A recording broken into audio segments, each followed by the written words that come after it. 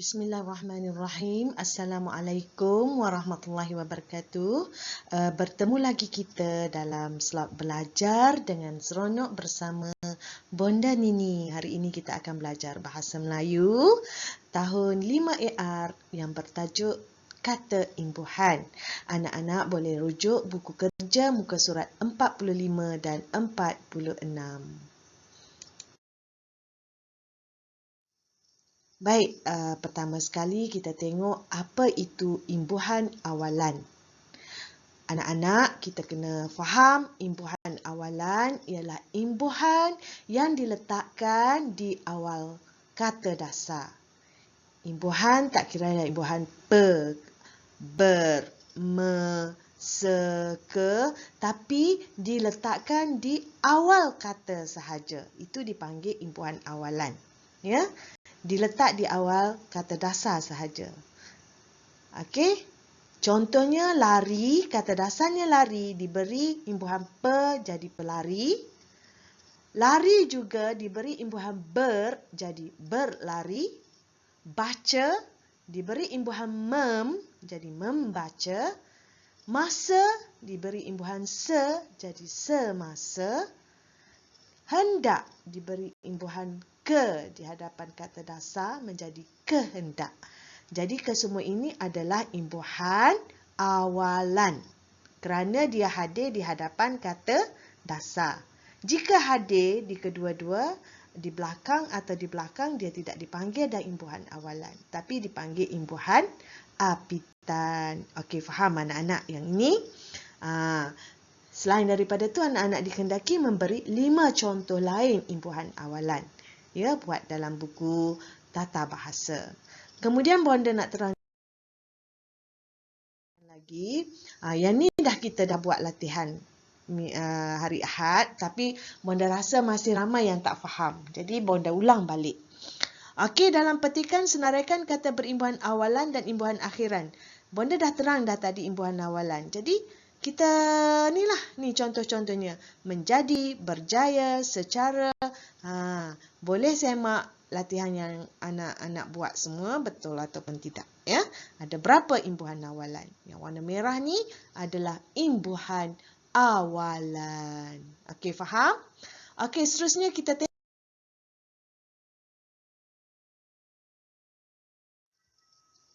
Baik, kita perhatikan pula imbuhan akhiran. Okey, anak-anak, kita faham dulu apa dia imbuhan akhiran. Imbuhan akhiran ni imbuhan yang diberikan ataupun diletakkan pada kata dasar di akhir kata. Contohnya lari. Tadi berlari. Ber tu di awal kata, maka ia imbuhan awalan. Tapi lari juga kita ambil, tapi diberi imbuhan an di belakang kata, jadi larian. Tari. An juga dijadikan tarian. Dapat diberi imbuhan i jadi dapati. Tunai diberi imbuhan kan jadi tunaikan. Baca diberi imbuhan kan jadi bacakan. Okey, anak-anak faham di situ? Maka bila diberi ataupun diletakkan di akhir kata dasar, maka ia jadi imbuhan akhiran. Okey, faham anak-anak? Okey, anda juga perlu mencari 5 contoh lain imbuhan akhiran. Tulis dalam buku tata bahasa. Okey, yang ni garis warna kuning ni adalah imbuhan akhiran yang ada dalam petikan.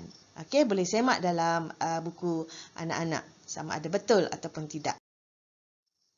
Okey, inilah jawapan dia semua. Okey, boleh semak. Baik, untuk hari ini, latihan hari ini kita belajar pula imbuhan apitan dan imbuhan sisipan. Apa imbuhan apitan anak-anak? Imbuhan apitan ni imbuhan yang diberikan pada kata dasar di hadapan dan juga di akhir kata.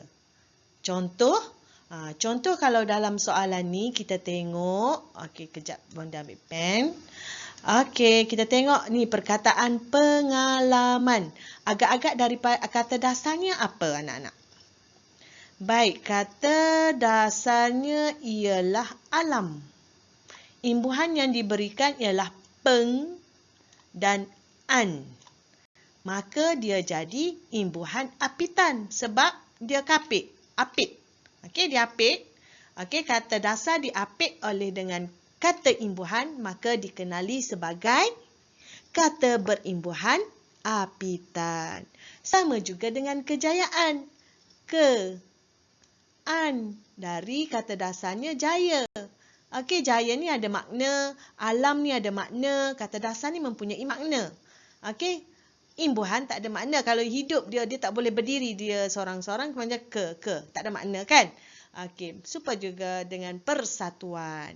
Kata dasarnya ialah satu. Diberi imbuhannya an dan juga per. Ni akhir, per ni awal, ke ni awal, ke ni awal, an akhir. Biasanya an, i, kan tu imbuhan akhiran. Okey, faham? Imbuhan apitan, imbuhan yang mengapit kata dasar. Ingat tu. Okey, maknanya dia ada depan dan ada belakang. Sebab tu Bonda kata kalau awak ambil imbuhan akhiran yang ada an, awak kata imbuhan akhiran cikgu. Bonda, salah lah sebab dah ada di awal. Dia bukan imbuhan akhiran, dia imbuhan apitan. Okey, faham di situ ya dulu? Kemudian kita tengok kepada imbuhan sisipan. Imbuhan sisipan ni dia tidak ada di belakang, dia tidak ada di depan, tapi dia berada di tengah-tengah kata dasar. Okey, contoh di sini dia bagi dua sahaja, iaitu gelembung dengan telunjuk. Okey, kita cari mana kata dasarnya? Okey, kita tak boleh cari di tengah ataupun di belakang sebab imbuhan sisipan hadir di tengah-tengah kata dasar. Okey, untuk perkataan gelembung dengan telunjuk ini, kita tengok dulu perkataan gelembung. Gelembung, rasanya apa ya kata dasarnya? Kata dasarnya ialah gembung. Okey, gembung. Gembung dan imbuhannya ialah el. Tu imbuhan sisipan. Biasa kita jumpa. Dan perkataan yang kedua pula ialah telunjuk. Kata dasarnya apa? Ini pun imbuhan dia pun juga. Dari kata dasarnya tunjuk. Diberikan imbuhan sisipan jadi telunjuk. Okey, faham? Okey, sekarang anda perlu buat latihan ini, padankan ataupun suaikan ayat dengan kata berimbuhan apitan atau sisipan yang sesuai. Kita tengok dulu latihan nombor 1. Encik Wahab telah terpilih sebagai penternak jaya oleh peternak dan peladang daerah Kota Star Kedah. Okey, mana jawapannya? Gelembung, telunjuk, pengalaman, kejayaan, persatuan. Encik Wahab telah terpilih sebagai peternak jaya oleh persatuan lah kan. Okey, awak guna pembaris ya. Biar betul je. Okey, yang ini padankan. Boleh buat? Anda guna pembaris dan buat nombor 2, 3, 4 dan 5. Seterusnya ada lagi latihan kan? Ada lagi latihan, nanti Bonda nak simpan pen dulu. Okey, kita tengok latihan seterusnya. Pilih jawapan yang paling sesuai. Muhammad Ikhwan lebih suka di pusat sumber sekolah secara bersendirian. Ajari, belajar, pelajaran, ajaran. Mana betul? Okey, Bonda ambil pen sekejap. Nak pen warna apa? Birulah pula. Okey, mana yang betul? Muhammad Ikhwan lebih suka belajar. Okey. Jawab je macam tu. Okey, seterusnya 2, 3, 4, 5, 6 anda jawab sendiri. Okey, selamat belajar. Assalamualaikum warahmatullahi wabarakatuh.